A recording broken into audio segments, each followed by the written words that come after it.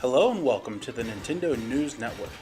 Kirby Star Allies has been out for a few weeks now, and even though the game has been pretty well received, there's been two very large complaints about the game online.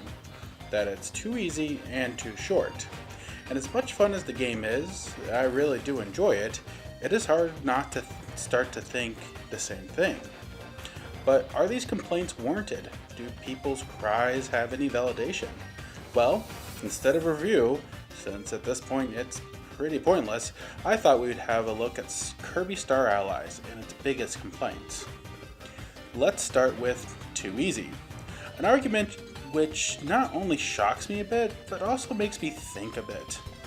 Kirby games have never really been overly challenging by any means, but even with them being more on the easy side, I did have times where I felt I was on autopilot with Star Allies, and the allies just did the grunt work and were meat shields at some point.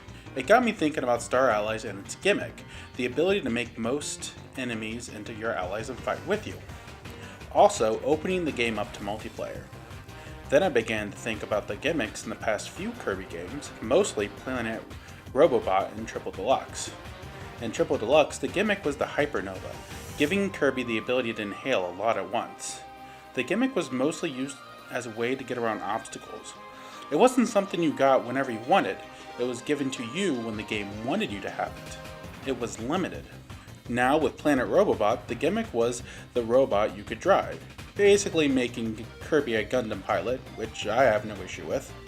Even with the robot, you could obtain different abilities, sword, cutter, so forth. But much like Triple Deluxe and the Hypernova, it was limited. The game chose when you got the robot. It chose when you had to exit it. You couldn't take it from level to level. So when you got the pilot one, it felt awesome, and the challenges in that part were built and meant for the Kirby Gundam. It wasn't like you could go through the first level of the game and zoom through it. Now let's take the ally gimmick in Star Allies. They were not limited. They were literally meant for every part of the game, causing many to call it too easy. So the question came to my mind, is it the game that's too easy, or the gimmick that is broken? So I decided to run through the entirety of Star Allies, every level, even the optional ones, with only using Kirby and an ability you can absorb. Unless there was a point where you had to use the allies, like the doors or the Fred train and stuff. Right after those parts were done, I dismissed them. And my findings were pretty much what I expected. Kirby Star Allies, without allies, plays like a Kirby game. It didn't feel overly challenging, but once you got past the first few levels, it wasn't a walk in the park either.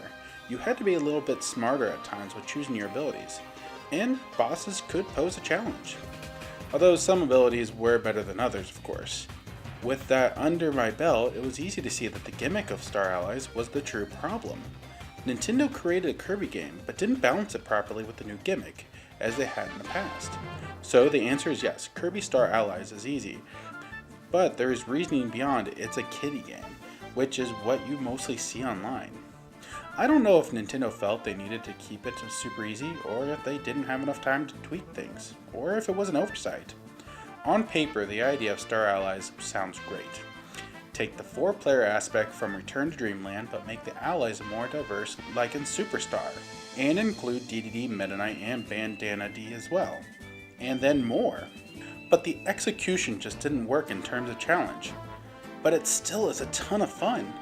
And playing with live players is a lot more fun than CPUs. Your friends add a lot of diversity to the levels, and you do have to cooperate a little bit. Does the game have its flaws? Well, yeah, I never denied that. But even on the easy side, I still had a ton of fun with the game. Oh yeah, I forgot the second part of this discussion. Too short. Yeah, Planet Robobot and Triple Deluxe had 6 worlds, whereas Star Allies has 4. This one's a bit harder to defend and dissect. It is shorter than the last two, and it really felt it. There are extra modes that are a bit fun, but nothing truly stand out. Arlo said it best.